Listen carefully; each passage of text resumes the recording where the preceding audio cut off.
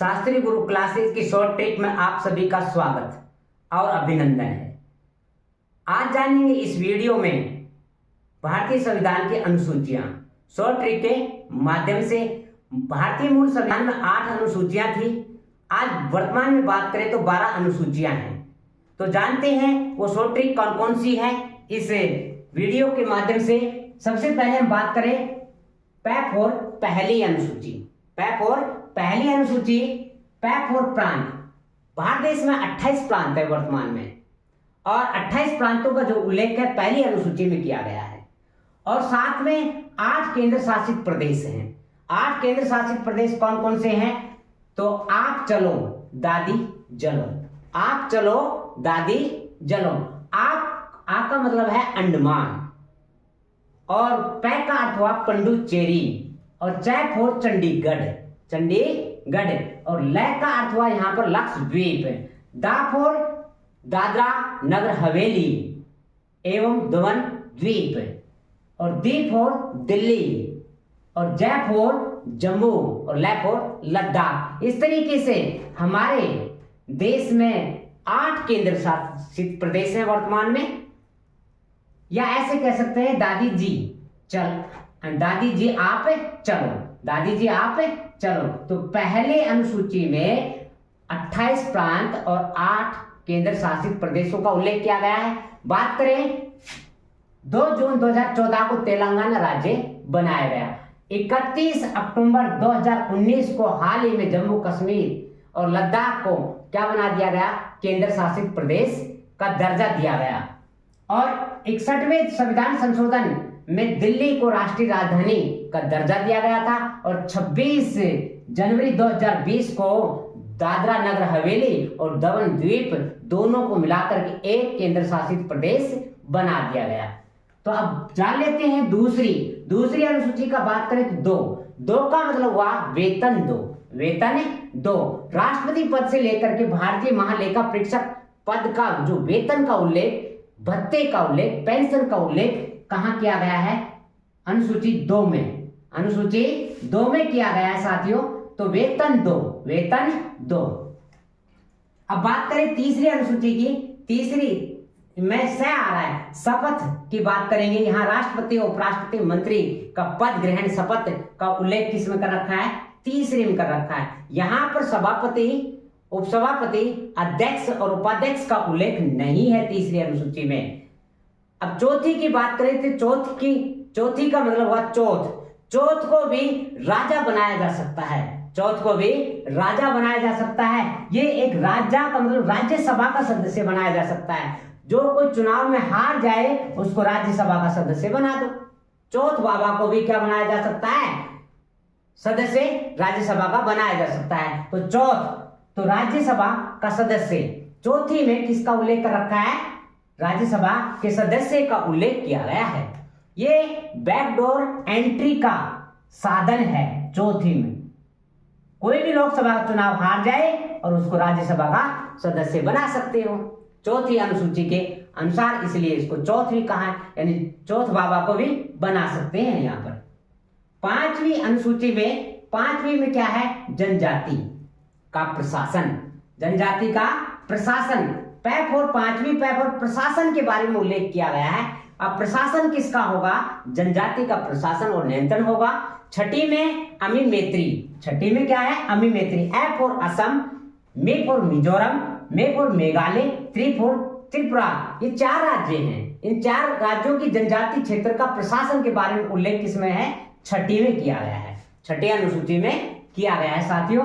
अब देखिए इसमें 7वीं अनुसूची में क्या है? 7वीं अनुसूची में सैफ और 7वीं सैफ और संघ सूची, सैफ और 7वीं सैफ और संघ सूची, और 97 सैफ और 97 विषय का उल्लेख था। कितने, किस विषय का था? 97 विषय थे। और आज वर्तमान में बात करें तो 100 विषय हैं 101वें संविधान संशोधन के तहत। लेकिन प्रविष्टियां कितनी रह गई संसूची में? संसूची में प्रविष्टियां रह गई 98। कितनी रह गई? 98 प्रविष्टियां हैं। अब बात करें राज्यसभा सूची। राज्यसभा सूची में 66 विषय थे पहले, और वर्तमान में कितने विषय हैं? 61 विषय हैं। समवर्ती सूची में कुल कितने विषय हैं? यानी पहले थे 47 और वर्तमान में बात करें तो 52 है, वर्तमान में 52। तो यहाँ पर सैफ और सातवीं, सैफ और संघ सूची, सैफ और समवर्ती सूची। संघ, यहाँ पर संघ सूची में केंद्र सरकार कानून बनाती है, राज्य सूची में राज्य सरकार बनाती है, और समवर्ती सूची में राज्य सरकार और केंद्र सरकार मिलकर के कानून बनाती है। संघ सूची में कौन कौन से विषय आते हैं? जो अंतरराष्ट्रीय मामले विषय होंगे जो संघ सूची में आएंगे, जैसे हम बात करें रक्षा, सशस्त्र बल, जनगणना, विदेशी मामले, युद्ध, अंतरराष्ट्रीय संधि, अणुशक्ति, सीमा शुल्क, विदेशी ऋण, डाक तार प्रसारण, टेलीफोन, विदेशी व्यापार, रेल, परमाणु ऊर्जा। ऊर्जा बहुत बार पूछता है कि ऊर्जा किस सूची का विषय है? संघ सूची का विषय है। मुद्रा और अखिल भारतीय सेवाएं, केंद्रीय सूचना और अन्वेषण ब्यूरो, जल वायु मार्ग, ये सब किस में आएंगे? संघ सूची के विषय हैं। राज्य सूची के विषय की बात करें, जहां पर राज्य सरकार जब अपना क्या बनाती है, कानून बनाती है, तो उसमें कह सकते हैं कि लोक सेवा है, जैसे कृषि है, और भूमि, वन, कारागार, भू राजस्व। आज अब वर्तमान में बात करें तो वन इसमें नहीं है, वन किस में आ गया? समवर्ती सूची में आ गया। और लोक व्यवस्था, पुलिस, क्रय विक्रय, सिंचाई, बाजार मेले और स्थानीय प्रशासन किस में आते हैं? राज्य सूची में आते हैं। इस राज्य सूची में केवल राज्य सरकार या राज्य विधानमंडल कानून बनाती है। यदि राष्ट्रीय हित की बात होती है तो वहां केंद्र सरकार भी कानून बना सकती है। समवर्ती सूची की बात करें, समवर्ती सूची में केंद्र सरकार और राज्य सरकार मिलकर के कानून बनाती है। इसमें सबसे इंपॉर्टेंट है यानी सैफ और शिक्षा, सैफ और समवर्ती। शिक्षा का जो प्रावधान है वो किस सूची में है? समवर्ती सूची में है। पहले संघ सूची का विषय हुआ करता था, अब किसका है? यानी कि समवर्ती सूची का है। तो समवर्ती सूची में कौन कौन से आएंगे? शिक्षा है, जनसंख्या नियंत्रण है, परिवार नियोजन, आर्थिक तथा सामाजिक है, भूमि अधिग्रहण, राष्ट्रीय जल मार्ग आ गए, और दंड विधि, दंड प्रक्रिया, ये सब किस में आएंगे? समवर्ती सूची में आएंगे। समवर्ती सूची में विवाह एवं तलाक भी हैं। अब कुछ जोड़े भी गए हैं समवर्ती सूची में, जैसे शिक्षा है, वन है, वन्य जीवों पक्षियों की रक्षा, और नाप तोल और न्याय का प्रशासन, ये किस में है? 7वीं अनुसूची की समवर्ती में उल्लेख किया गया है। अब बात करें 8वीं में लैंग्वेज में कितने अक्षर हैं? 8। लैंग्वेज का मतलब होता है भाषा। 8वीं में होगी भाषा। भाई 8वीं अनुसूची में कुल कितना भाषाओं का उल्लेख था? 14 भाषाओं का उल्लेख था।